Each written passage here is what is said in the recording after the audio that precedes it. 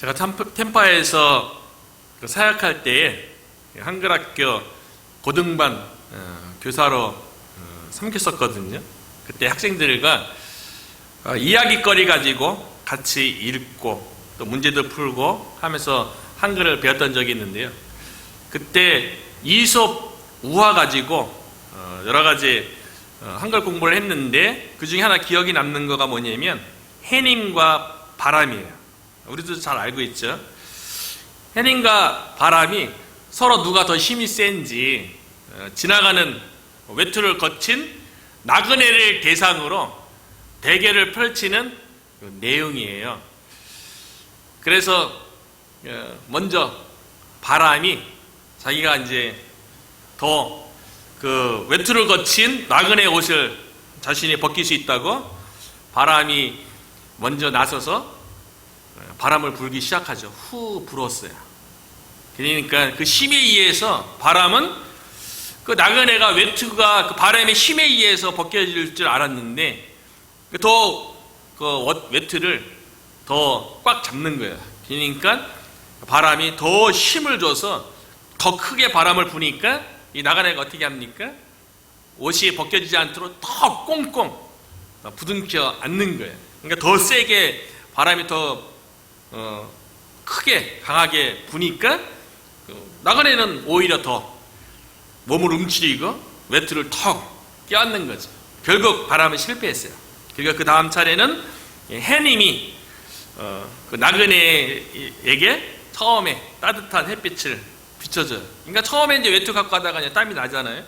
그러니까 또 해님이 또 따뜻한 햇빛을 계속 쬐니까 시간 지나다 보니까 너무 그 나그네가 덥다는 걸 느끼고 그때에서 비로소 햇님이 따스한 햇빛에 의해서 자기 스스로 외투를 벗어서 햇님이 이겼다는 이솝 우화예요. 그러니까 사람의 마음을 움직이고 사람의 마음을 변하게 하는 것은 강제력 뭐 이런 게 아니라 끊임없이 베풀어주는 따스한 마음, 사랑이라는 거죠. 우리들도 쉽게 뭐 자녀들과의 관계에서도 부모들이 눈에 보이는 대로 잘못하고 그런 거 있어서 그 마음을 바로잡기 위해서 따끔하게 혼내기도 하고 막 그러지만 사실은 사랑의 마음을 통해서 그 마음을 온전히 변화시키는 경우가 더 많다는 것을 우리가 뭐 자녀 교육이라든가 주변 사람들과의 관계 속에서도 충분히 경험하는 거죠.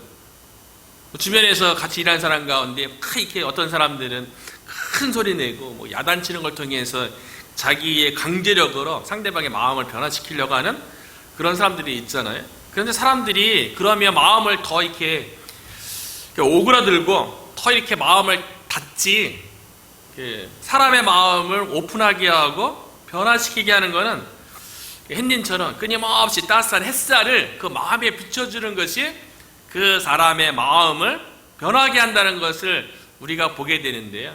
우리가 지난주에 걸쳐서 부활하신 예수님께서 제자들을 찾아왔는데 지난주에도 살펴봤지만 제자들이 고향으로 나는 물고기 잡으러 가노라 라고 이야기했을 때에는 부활하신 주님이 제자들에게 두 번째나 만나준 이후예요.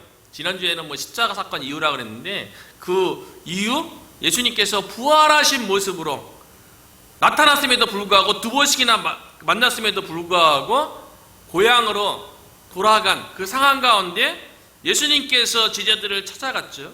그래서 우리가 읽은 15절에 보면 어떻게 시작하냐면 그들이 조반 먹은 후에 사실 예수님께서 예수님의 말씀에 순종하지 아니하고 예수님의 말씀을 마음에 새기고 붙들고 있지 않은 그 제자들을 부활해서 첫 번째도 아니고 두 번째도 아니고 세 번째 찾아간 것 자체가 예수님의 사랑의 모습인 거죠. 그리고 예수님께서 제자들을 위해서 지난주에 우리가 함께 살펴봤던 것처럼 갈릴리 해변가에서 예수님께서 친히 숯불을 피우고 그 숯불에 생선과 떡을 굽고 있는 모습, 뭐 상상만 하더라도 예수님의 모습이 어떠한지 우리가 뭐 상상이 가잖아요. 그런데 조반 먹은 후에, 이 조반이 몇 시 때 식사할까요? 오전 6시경이에요. 오전 6시경. 그러니까 예수님은 그 숯불을 피우고, 그 당시에 불 피우는 게 뭐 쉬운 일은 아니잖아요. 뭐 불씨를 구해야 되고, 그리고 불을 피워야 되고, 나뭇가지를 또 준비해야 되고, 그걸 태워야 되고, 거기다가 또 예수님은 떡은 어떻게 구했으며, 생선은 또 어떻게 구했으며, 또 제자들이 잡아온 생선까지, 더 예수님 마음속에는 제자들이 밤새도록 고기 못 잡다가 새벽녘에 예수님 만나서 물고기가 국물이 찢어질 정도로, 나중에 또 얼마나 디테일한지, 그 물고기도 세봤잖아요. 153마리. 모나미 그 크리스찬 그 사장님이 새겨놓은 153마리가 잡혔을 정도로 그 고기도 가져오라고.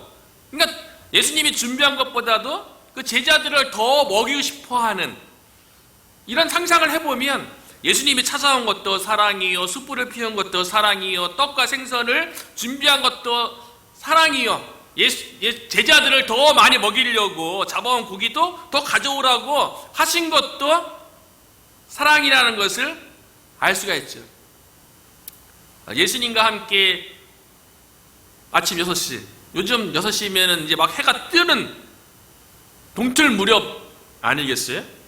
그 시간대에 예수님과 함께 식사를 하는데요, 제자들은 자신들이 지금 어떤 상태에 있는지, 예수님과 어떠한 관계에 있는지 알기 때문에 그 자신들을 찾아온 예수님의 말씀을 지키지 못했고, 베드로의 경우는 예수님에게 배반했던, 저주하면서까지, 맹세하면서까지 예수님에 대해서 모른다라고 말하고, 사람을 낚는 어부가 되라고 불렀음에도 불구하고 사람이 아닌 엉뚱한 물고기를 잡고 있는 그 제자들의 그 모습 속에서, 뭐 제자들이 예수님과 식사하는 동안 아무 말도 못했다고 그러잖아요. 그리고 예수님도 아무 말도 하지 않아요. 마치 햇님처럼 끊임없이 따뜻한 햇볕을 제자들에게 비춰주는 거죠. 끊임없이 사랑을 베푸는 거죠. 예수님께서는 요한복음 13장 1절에요, 제자들과 함께하면서 제자들에게 이렇게 말씀하신 적이 있어요. 세상에 있는 자기 사람들을 사랑하시되 끝까지 사랑하시니라. 요한복음 13장에서 제자들에게 공생애 동안에 그렇게 말씀하셨는데, 제자들이 예수님을 배반하고 옛상할로 돌아갔음에도 불구하고 그 제자들을 끝까지, 이것이 예수님의 사랑이 우리의 사랑과 다르다는 것을 보게 되는 거죠. 오늘날 얼마나 사랑에 대해서 많이 이야기하는 시대입니까? 그런데 이 사랑이 쉽게 변하기도 하잖아요. 쉽게 사랑이 변질된 그런 시대에 살아가고 있는데, 예수님은 어떤 조건 때문에, 어떤 여건 때문에, 어떤 상황 때문에 바뀌지 않는 끝까지 사랑, 무조건적인 사랑, 변함없는 사랑, 비록 제자들이 부르심이 합당하지 않게 옛생활로 돌아갔음에도 불구하고 지금 부활하셔서 세 번째까지 제자들의 고향에 찾아가서 숯불로 떡과 생선을 구워서 대접하시는 모습 속에, 참 예수님의 사랑은 말의 사랑이 아니라 행동의 사랑이라는 것을 보게 되죠. 그 사랑으로 예수님께서 저와 여러분과 함께하는 줄로 믿습니다. 하나님께서 우리를 향한 사랑은요, 우리가 어떠하든지 간에 변함없이 사랑하시는 사랑이라는 거예요. 한번 우리를 택했다면, 한번 우리를 부르셨다면 끝까지 책임지시는 사랑, 그게 끝까지 사랑 아니겠어요? 변함없는 사랑. 비록 제자들이 배신도 하고 옛생활로 돌아가고 부르심이 합당하지 않은 그런 삶의 현장에 있음에도 불구하고 예수님은 이전에 사랑했던 하는 모습이나요, 지금이나 똑같은 거예요. 처음 제자들을 불러서 제자들이 뭐 감격해서 모든 것을 버리고 따랐을 때 그때 사랑뿐만 아니라, 예수님을 배반하고 옛생활로 돌아가고 고기잡이하고 있는 이 상황 속에서도 여전히 예수님은 사랑하고 있다는 거예요. 무조건적으로 헬라어로 아가페적인 사랑을 제자들에게 보여주고 있다는 거죠. 우리들도 하나님 앞에 늘 신실하면 얼마나 좋겠어요. 늘 열정적이고 늘 주님을 위해서 모든 것을 다 들여서 희생하고 헌신하는 그런 믿음 생활을 한다면 얼마나 좋겠어요. 그러나 때로는 우리들도 부족할 때가 있고 연약할 때가 있고 실수할 때가 있고 실패하는 모습을 가질 때가 있잖아요. 그때에도 여전히 우리를 향하신 예수님의 사랑은 자기 사람을 끝까지 사랑하시느니라. 현재 우리의 모습 속에서도 앞으로의 우리의 삶 속에서도 예수님은 끝까지 우리를 사랑하실 줄로 믿습니다. 그 사랑으로 함께하는 줄로 믿습니다. 그 끝까지 사랑하시는 예수님께서요, 조반을 함께 먹은 이후에 오랜 동안 무거운 침묵의 시간이 흘렀잖아요. 그리고 예수님께서 드디어 말을 꺼내요. 제자들에게 질문해요. 그런데 그 질문이 놀랍습니다.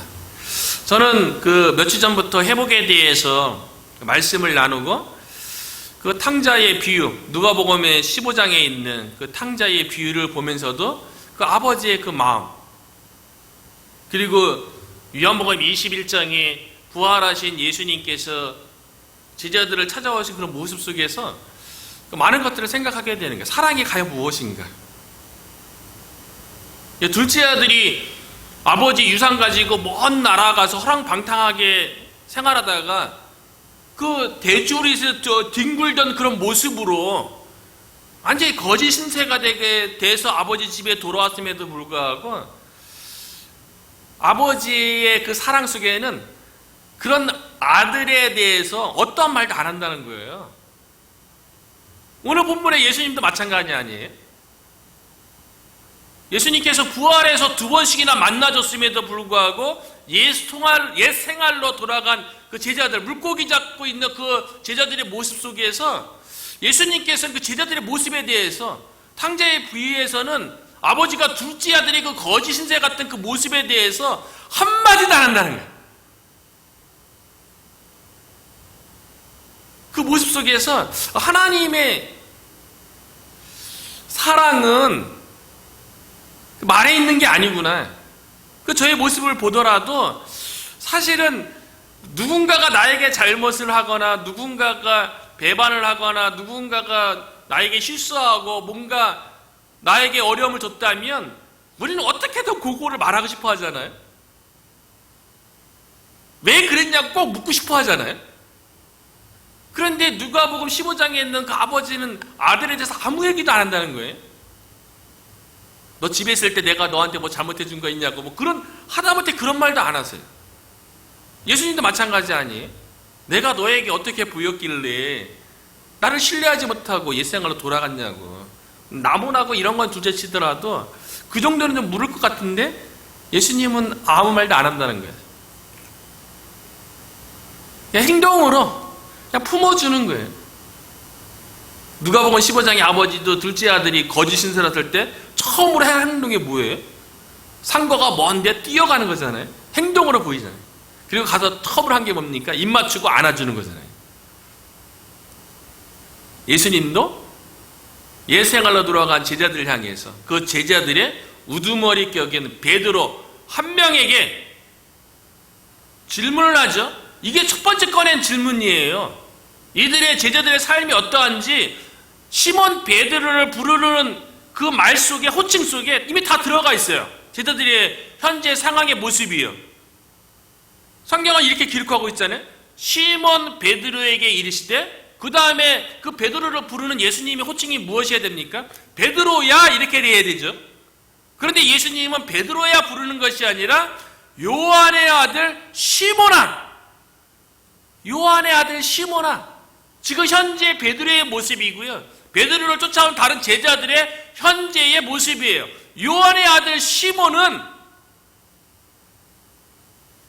예수님을 만나기 전에 베드로의 모습이었죠. 예수님을 만나고 예수님이 하나님의 아들 메시아라고 고백한 이후에 예수님을 인격적으로 만난 다음에 예수님을 삶의 주인으로 왕으로 고백한 이후에 시몬에게 새롭게 주신 이름이 베드로 아니에요? 이전에는 베드로의 삶을 살아왔겠죠. 근데 어느 순간 옛 성품으로 옛 생활로 돌아간 거예요. 지금 고향에서 물고기 잡고 있는 모습은 옛 성품, 옛 사람의 모습이죠. 그래서 베드로를 향해서, 사실 베드로에게만 한 게 아니라 제자들 전체를 향해서 대표격으로 베드로에게 질문한 거죠. 요한의 아들 시몬아. 베드로가 그런 생각하지 않겠어요? 내 이름 베드로인데 너가 지금 요한의 아들 시몬의 모습에 있지만, 그러나 너가 이 상황 속에서도 내가 너를 사랑해서 내가 이곳에 찾아왔는데, 예수님께서 이렇게 질문하죠. 내가 이 사람들보다 나를 더 사랑하느냐? 두 번째, 세 번째, 베드로에게 동일한 질문을 던지는데요. 요한의 아들 시몬야? 두 번째, 세 번째는 이 사람들이라는 단어가 빠지고요. 내가 나를 사랑하느냐? 세 번 질문한 거는 베드로가 예수님이 십자가 지는 그 상황 속에서 그 여종 앞에서 숯불 쬐면서 예수님을 세 번 부인했던 것에 대해서 예수님께서 회복시키기 위해서 예수님의 마음속에, 베드로의 마음속에 예수님을 부인했던 그 베드로의 마음속에 그 상처로 남아있으면 열등감으로 남아있겠죠. 베드로가요. 예수님이 다시 찾아왔음에도 불구하고 내가 이전에 예수님을 세 번씩이나 부인하면서 나의 그렇게 연약한 모습을 보였고 그것이 내 마음에 상처로 남아있고 내가 이거밖에 안 되는 존재인가? 내가 주를 위해서 다 버릴지라도 저는 주를 버리지 않겠습니다 라고 했음에도 불구하고 버렸잖아요. 지금이요. 옛생활로 돌아와 있잖아요. 그럼 베드로가 그 마음의 그 상처, 아픔, 열등감, 내가 과연 예수님을 위해서 다시 제자로서 살아갈 수 있을까? 예수님을 위해서 처음 부름받았을 때 그물을 버렸던 것처럼 그와 같은 희생과 그와 같은 헌신을 내가 할 수 있을까? 그런 마음의 상처가 남아있잖아요. 그런데 그 베드로를 향해서요, 그 마음을 예수님께서 치료하기 위해서 내가 나를 사랑하느냐 이렇게 질문했는데, 저는 이 본문을 계속 읽고 묵상하는 가운데 예수님께서 베드로가 나를 지금 사랑하고 있느냐? 지금 사랑하는 모습이 아니잖아요. 예수님을 사랑했으면 고향으로 돌아가지 않았겠죠. 물고기 잡는 모습으로 예수님에게 그렇게 스리지 않겠죠. 그럼에도 불구하고 예수님께서 내가 나를 사랑하느냐 이렇게 세 번씩이나 질문하는 것은 저는 묵상 가운데 저게 다가오는 하나님의 음성은 무엇이냐면, 내가 너를 얼마나 사랑하는지 아니? 내가 너를 사랑한단다. 너가 이 사랑을 받아줄 수 있겠니? 저는 그렇게 들리는 거예요. 예수님의 제자들의 모습은 지금 사랑하는 모습, 예수님을 사랑하는 모습이 아니에요. 그런데 지금 그 물고기 잡다 온 베드로를 향해서 첫 마디가 너가 나를 사랑하느냐? 예수님을 배반해갖고 지금 고향에 와 있는데요. 그런데 왜 나를 사랑하느냐 얘기하셨을까? 그거는 서두에서도 얘기했던 것처럼 요한복음 13장에서 제자들을 향해서 내가 너희를 끝까지 사랑할 거야 라고 얘기하셨고, 비록 고향에 돌아간 그 제자들을 향해서 예수님께서 부활의 모습으로 세 번에 걸쳐서 예수님이 찾아가는 그 모습 속에서, 조반을 준비하는 그 모습 속에서 예수님의 사랑을 보여주면서 너 이 사랑을 너가 받아주겠니? 베드로가 예수님을 어떻게 사랑할 수 있겠어요? 우리들도 마찬가지 아닙니까? 우리가 예수님을 어떻게 사랑할 수 있습니까? 예수님이 질문하면 우리의 의지를 들여서 주님, 예수님을 사랑해요 라고 한다고 해서 사랑이 생기는 게 아니잖아요. 우리 가운데 어떻게 사랑이 생겨납니까? 사랑을 경험해야 돼요. 내가 너를 찾아온 이 끝까지 사랑하는 이 무조건적인 이 사랑, 너가 이 사랑을 받아주겠니? 그 예수님의 사랑을 베드로가 받아들이면 그 사랑으로 인해서 예수님을 사랑할 수 있는 게 진정한 사랑인 거예요.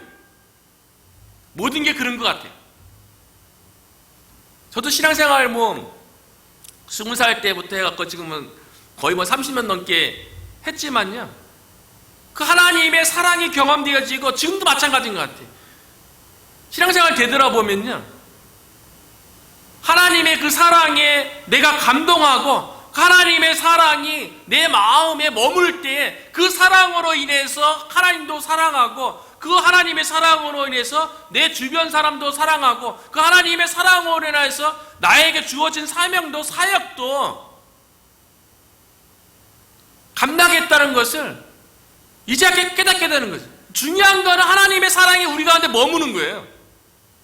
그래서 예수님께서 베드로에게 내가 나를 사랑하느냐? 이 질문은 내가 너를 얼마나 사랑하는지 너가 알고 있느냐?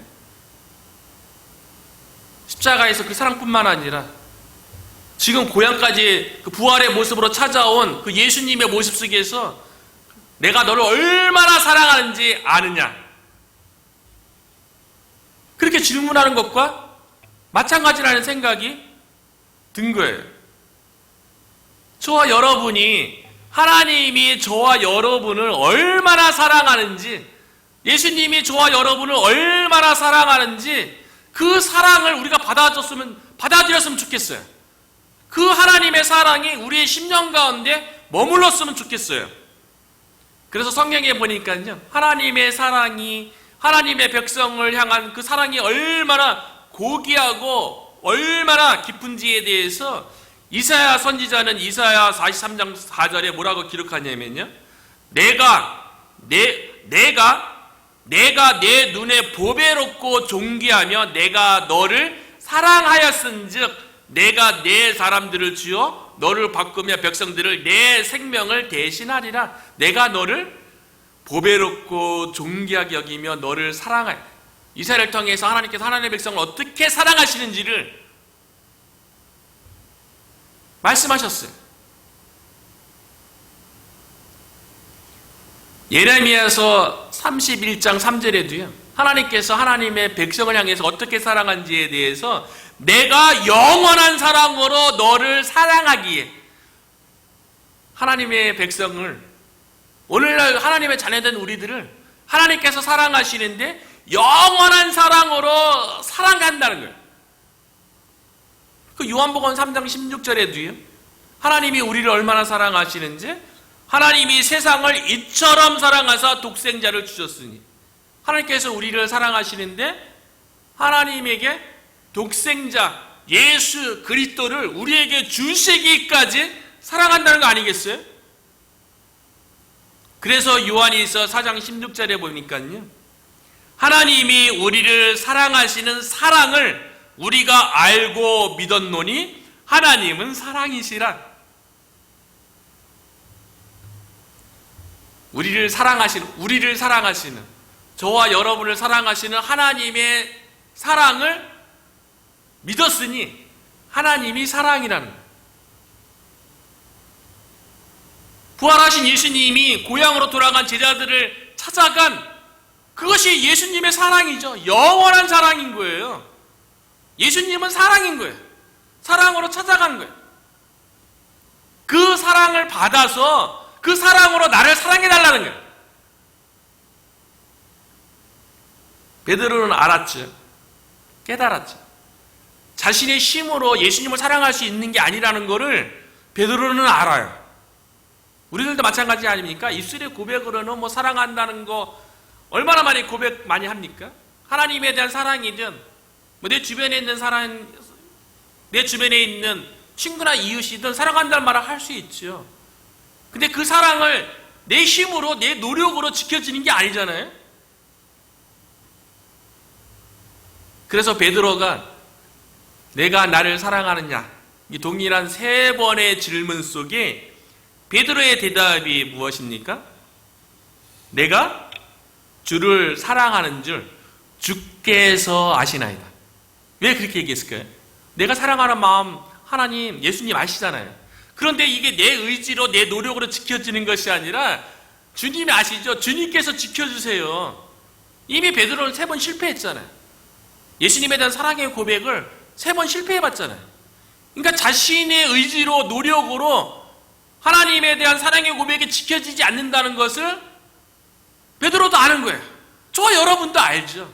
예수님에 대한 사랑, 희생, 헌신이 내 노력으로 내 의지로 지켜지는 것이 아니라 하나님께서 지켜주셔야지만이 우리 안에 머무는 하나님의 사랑이 표현되어지고 지켜지는 줄로 믿습니다. 저와 여러분이 하나님의 사랑을 경험하고 그 사랑으로 인해서 하나님을 사랑하고 예수님을 사랑하고 내 주변에 있는 사람을 사랑할 수 있게 되기를 주의 이름으로 축원합니다. 예수님께서 내가 나를 사랑하느냐 이렇게 3번 질문했는데요. 근데 첫 번째 질문 속에서 좀 더 구체적으로 들어가서 그런 의미도 있지만 또 다른 측면에서 첫 번째 질문에서요. 베드로에게 예수님께서 뭐라고 합니까? 너가 이 사람들 보다 라고 이렇게 나를 더 사랑하느냐. 이거는 뭐 예수님께서 그 이전에 베드로가 다 버릴지라도 나는 버리지 않겠습니다라고 베드로가 고백한 것이기 때문에 그때의 그것도 뭐 취하기 위한 목적도 있는데요. 원문상에 2가지 의미가 있어요. 이 사람들이라고 번역된 것이 원래 헬라어 원문에는 토톤인데 이거는 영어 성경에는 디즈라고 번역되어 있어요. 디즈, 이것들. 그 디즈는 둘 다 번역이 가능하죠. 그 앞에 사물이면 이것들이 되는 거고 그 앞에 뭐 사람이면 사람이, 이 사람들, 이것들 둘 다 번역되는 거예요. 그러니까 내가 이 사람들보다 나를 더 사랑하느냐 이렇게 얘기한 거는 첫 번째 해석은 베드로가 다른 제자들보다 나를 더 사랑하느냐 이전의 고백을 상기시키면서 질문하는 것도 되는 거고요. 2번째 해석은요. 이것들보다 나를 더 사랑하느냐. 이것들은 뭡니까? 좀 전에 물고기 잡는 생계를 위해서 먹고 사는 문제를 위해서 물고기 잡으러 왜 가십니까? 이전인가 예수님과 함께 할 때는 예수님께서 먹고 자는 문제 해결해 줬죠. 그런데 예수님이 부활 승천했음에도 불구하고 예수님과 함께 하지 않으니까 자기 스스로 먹고 사는 문제를 해결하기 위해서 옛 생활로 고향으로 돌아간 거 아니겠어요? 내가 이것들보다 지금 고향에 돌아와서 물고기 잡는 것보다 나를 더 사랑하느냐 이렇게 질문하는 거예요. 내가 너를 사랑했는데 내가 너를 어떻게 사랑했는데 십자가의 사랑으로 사랑하고 배신한 제자들을 찾아오는 그 사랑으로 끝까지 영원한 사랑으로 찾아왔음에도 불구하고 이것들 물고기 잡는 거 그 물질이죠. 그것이 예수님 외에 다른 것이 다 될 수 있는 거죠. 이것들 속에요. 그 물고기를 왜 잡습니까? 나만 먹고 살기 위해서 베드로가 잡습니까? 가족이죠. 내가 가족들보다 나를 더 사랑하느냐? 이런 해석도 되는 거고요. 너가 너의 직업보다 나를 더 사랑하느냐? 이런 질문도 되는 거예요. 저와 여러분이 예수님의 십자가의 사랑, 끝까지 사랑하시는 아가페의 무조건적인 사랑, 그 사랑을 경험했다면 세상의 그 누구보다도, 세상의 그 어떤 것보다도 예수님을 더 사랑한다고 고백할 수 있는 저와 여러분 되시기를 주의 이름으로 축원합니다. 베드로가 예수님의 3번의 내가 나를 사랑하느냐 질문 속에 내가 주님 정말 사랑해요. 그런데 주님께서 내 마음을 지켜주십시오. 그 3번째는 근심하잖아요. 이전에 배신한 일로 인해서 끝까지 주님 저의 마음을 지켜주십시오 라고 이야기하는 걸 통해서 베드로의 상처, 난 마음, 배신했다는 마음, 그 열등감, 상처 가지고 주님의 일을 하면, 예전에도 이 본문 갖고 얘기할 때는 그때는 그쵸? 상처 있는 상태에서 사역을 하게 되면 그 상처가 송곳이 되어서 다른 사람은 찔리게 된다고 얘기했죠. 베드로가 배신한 그 마음이 있으면 그런 상황 가운데 누군가가 그런 것 같으면 오히려 더 정죄하고 더 그래요. 그런 사람들이요. 자신의 옛날에 자기의 약점 이런 것이 들킬까봐 오히려 오버해서 행동을 하게 되죠. 열등감, 또 열등감 있는 사람은요. 누군가가 잘하고 인정받는 거를 못 보죠. 시기하고 질투하죠. 그런 마음이 없이 사역은, 사명은 온전히 하나님의 사랑으로만 감당해야 되거든요. 그래서 예수님의 마음의 상처, 아픔, 3번의 질문을 통해서 치유하고 회복시킨 다음에 사명으로 부르는 거예요. 그 다음에 예수님께서 부르신 그 사명을 감당케 하는데 그 사명이 무엇입니까? 내 어린 양을 먹이라, 내 양을 치라, 내 양을 먹이라. 성도를 돌보라는 거죠. 내 주변에 예수님의 양, 복음이 필요한 자, 복음을 통해서 돌봄이 필요한 자를 예수님의 사랑을 가지고 목자의 마음을 가지고 섬기라는 거예요. 예수님의 마음이 어떤 마음인데요? 사랑으로 제자들을 이렇게 품어준 그 마음이에요. 우리가 예수 그리스도 인하여서 우리가 죄 용서 받았잖아요. 그 죄 가운데 우리의 마음속에 있는 과거의 모든 상처, 아픔 이런 것들이 다 치유된 줄로 믿습니다. 저는 복음 안에 다 있다고 믿어요. 저는 특별하게 뭐 치유 사역을 하고 뭐 특별하게 뭔가 어떤 프로그램을 해야 마음에 있는 아픔과 과거의 상처들이 치유되는 것이 아니라 복음을 잘 이해하면 십자가에서 다 해결한 거죠. 예수님이 보여주신 그 사랑으로 목양하라는 거예요. 그 사랑으로. 베드로전서 4장 8절에 보니까요, 무엇보다도 뜨겁게 서로 사랑할지니 사랑은 허다한 죄를 덮느니라. 우리 안에 하나님의 사랑이 있으면요, 예수님처럼 고향으로 들어간 제자들을 아무 얘기도 안 하잖아요. 그 마음을 갖는 거예요. 둘째 아들이 방탕하게 살다가 집에 들어왔음에도 불구하고 아버지가 사랑이 있으니까 그 둘째 아들을 뭐라고 얘기 안 하잖아요. 품어주잖아요. 그 잔치를 베풀어 주는 거 아니겠어요? 우리에게 그 예수님의 그 십자가의 사랑이 있어요. 무조건적인 사랑. 우리가 이미 경험했죠. 그 사랑으로 양을 돌보게 될 때에 허다한 죄를, 근데 우리는 꼭 서두에도 얘기했던 것처럼 나에게 잘못한 거거나 뭐 실수한 거나 죄 지은 것에 대해서 꼭 지적하고 싶어요. 그것에 대해서 꼭 잘못됐다 하거나 내가 다음부터 안 그럴, 그런 말을 꼭 듣고 싶어 해요. 그건 사랑이 아니에요. 사랑은 허다한 죄를 덮느니라. 저와 여러분에게 마음속에 십자가의 사랑, 예수님의 그 무조건적인 사랑으로 인하여서 내 주변의 양들을 돌보는데 그 사랑이 허다한 죄를 덮는 것처럼 그 사랑으로 내 주변에 있는 사람들 품고 안아주고 햇님처럼 끊임없이 따뜻한 말, 격려의 말, 위로의 말, 세워주는 말을 통해서 복음을 통하여서 우리 주변에 있는 예수님의 양을 구원하고 돌보고 하는데 저와 여러분이 쓰임받을 수 있게 되기를 주의 이름으로 축복합니다.